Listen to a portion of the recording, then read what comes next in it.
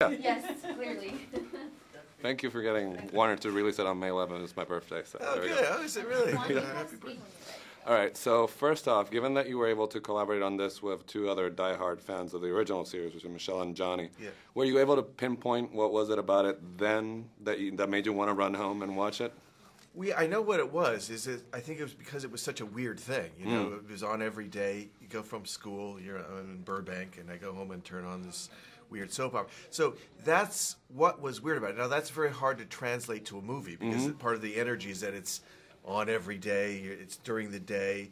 So I was always very aware that it was a tricky balance. So I think, but the thing, like especially with Johnny and Michelle, we tried to get was the spirit of how the show made us feel. You know, we tried to get the kind of soap opera acting, the kind of sense of dialogue that they had. So we were trying to be true to it in that way, which is, I felt, the only way we could really be true to it. Yeah, and I was wondering yesterday when I was watching it, what did you feel more challenged by? Because it's an opportunity to sort of evoke certain things about horror in the 70s, and then you have sort of the lots of characters, the soap opera aspect of it. So I wonder what you felt more. Also for me, it was a time when I grew up. So it was personal, like the early 70s, where I was kind of going from a kid to a teenager and felt really weird. And I think the show helped sort of solidify that kind of just out-of-place quality, and I think that was one of its charms. So it was a combination of the show and kind of going back to the memory of that time when you're feeling quite like you don't belong in a place very much. So those are the kind of reasons, and the family kind of situation, the family story, those were all kind of things that made it more personal. All right. There seems to be, I mean, I wonder how hard for you directing it and talking to the head departments and the actors, because it has horror, it has humor, it has a melodrama, and it's not one of those things, it's everything. Yeah. Was it hard to articulate what you were going for? Because it's, I mean, I would just say go watch it, because it's really like nothing else. I mean, I think it's not so much hard. It was a bit hard. I think it's harder for people that are trying to sell the movie than it is for, you know what I mean? Yeah. That were making it. Although I was quite aware of the tone. Sometimes people would get maybe too much, you know, get too over the, because we were always trying to keep it in its own reality and kind of ground it, even if it was melodramatic, to still kind of ground it in a reality. And the dialogue is so weird and poetic. So it's a strange thing to try to deal with. It was kind of something that every day was kind of, there wasn't like one set of rules. It was really trying to maneuver through. Do you think, I mean, Dark Shadow has come back a lot of times in different incarnations, but do you think, for example, in Latin America, we have a very long tradition of telenovelas. Do you think because of that, we're sort of primed to appreciate what Well, I don't know. All I know is I often turned on and seeing like Hispanic channels, and they seem like they have their own I mean, I thought Dark Shadows was kind of first with that kind of supernet, but I think Hispanic soap operas have been doing that forever. Yeah. Haven't they? Yeah, this is true. So, I mean, I couldn't understand, but I could see it.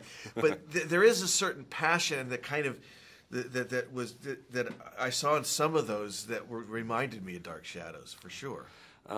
There's a giddy energy in those scenes where they're all sitting at the table. So I wonder if you could talk a little about getting the ensemble together to work on those. Well, again, getting the cast together, you know, it was a very tricky thing, because for me, it came down to the thing of were they Dark Shadows or not, and that was not something I could put into words. It was just more of a feeling. So I was very lucky to get everybody in the cast that I think was like Dark Shadows person. And like I said, it helped that Michelle was a fan, because she kind of knew the kind of style of acting. So even though the rest of the cast and the crew didn't know Dark Shadows at all, I think based on like Johnny and Michelle, you could kind of get a sense of that. You know what I mean?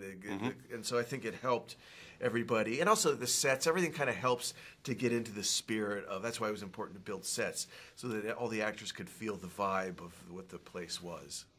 If you talk to me a little bit, because you and Johnny have been trying to develop this for quite some time, I wonder the humor of it, because I wouldn't call it campy at all, no. but it is funny. I wonder, did it come organically, or do you think it's something to make it more accessible to the people who don't know the soap opera? No, I mean, to be honest, I never considered it a comedy, really. Yeah. But I never considered it anything specific, and I think that for me, that's the kind of material I love and I'm drawn to. I know that's trouble for people that like to categorize things or know what they're walking into exactly, but you know, that was, for me, that's the energy of it, is that you can't categorize it. And like you just said, I mean, the humor wasn't meant to be campy. I think it was just meant to be. If it was humorous, it was more out of the situation. I mean, just the way he speaks. It's not. He's not speaking because we're trying to be funny.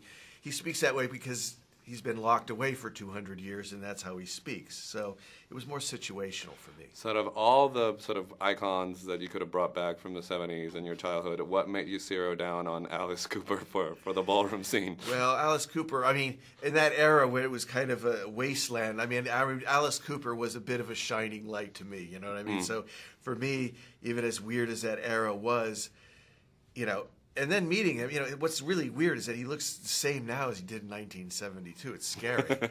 And, I mean, that is really scary.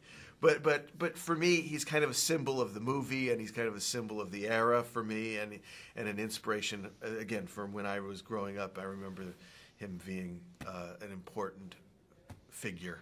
All right, well, pleasure talking to you. They don't think that I'm here, but here's Tim Burton, and I'm shaking his hand. Hey. All right, so thank you so much. Thanks, man. Thanks. Nice Really to talk to you, enjoyed it. man. Thanks, man.